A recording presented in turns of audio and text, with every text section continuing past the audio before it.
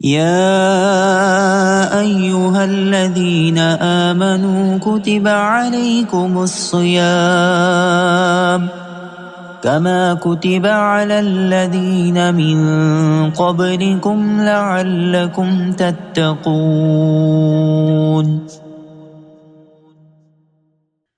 الحمد لله الذي أبدع الأفلاك والأرضين، والصلاة على من كان نبيا وآدم بين الماء والطين، وعلى آله وأصحابه أجمعين. أما بعد، فأعوذ بالله من الشيطان الرجيم. بسم الله الرحمن الرحيم. شهر رمضان الذي أنزل فيه القرآن هدى للناس وبينات من الهدى والفرقان. صدق الله العظيم.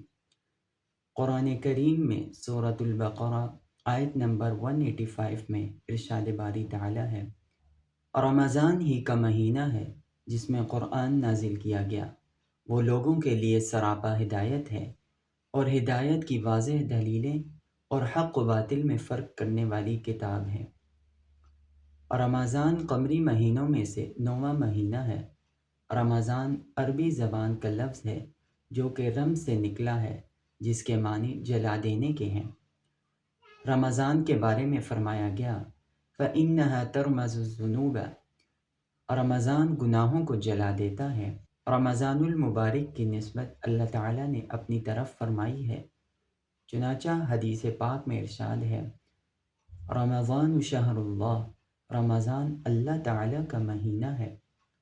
حضرت سعید خدری رضی اللہ تعالیٰ عنہ سے روایت ہے کہ رسول اللہ صلی اللہ علیہ وسلم نے فرمایا کہ جب رمضان المبارک کی پہلی رات ہوتی ہے تو آسمان کے دروازے کھول دیے جاتے ہیں، اور یہ دروازے رمضان المبارک کی آخری شب تک بند نہیں کیے جاتے، اور کوئی مسلمان بندہ ایسا نہیں کہ وہ رمضان المبارک میں کسی رات میں نماز پڑھے مگر یہ کہ اللہ تعالیٰ اس کے ہر سجدے کے بدلے 2500 نیکیاں لکھے گا، اور اس کے لیے جنت میں لال یاقوت کا ایک محل بنا دے گا جس کے 60,000 دروازے ہوں گے، اور ہر دروازے کے لیے ایک سونے کا محل ہوگا جو لال یاقوت سے آراستہ ہوگا۔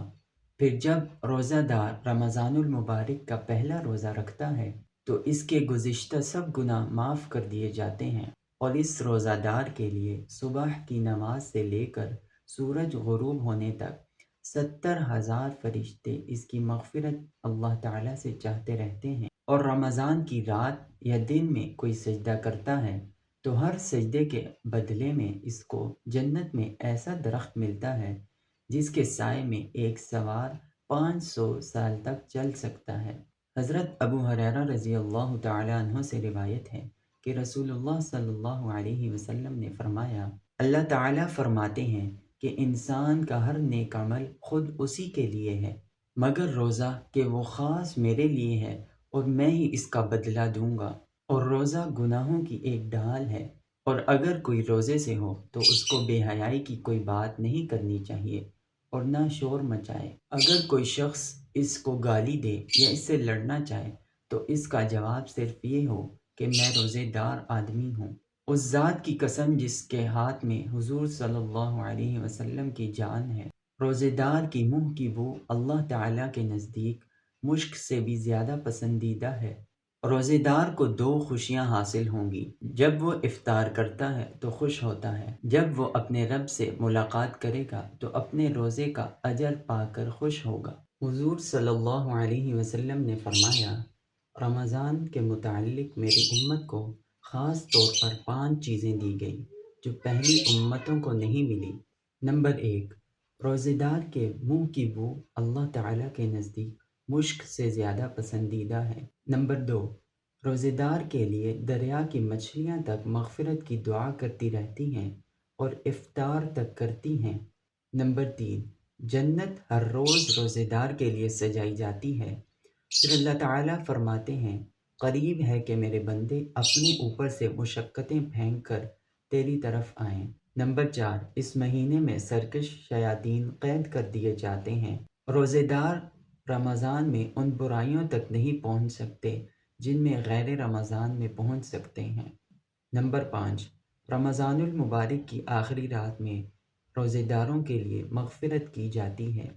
رسول اللہ صلی اللہ علیہ وسلم نے ارشاد فرمایا، اذا جاء رمضان فتحت ابواب الجنہ وغلقت ابواب النار وصفدت الشیاطین۔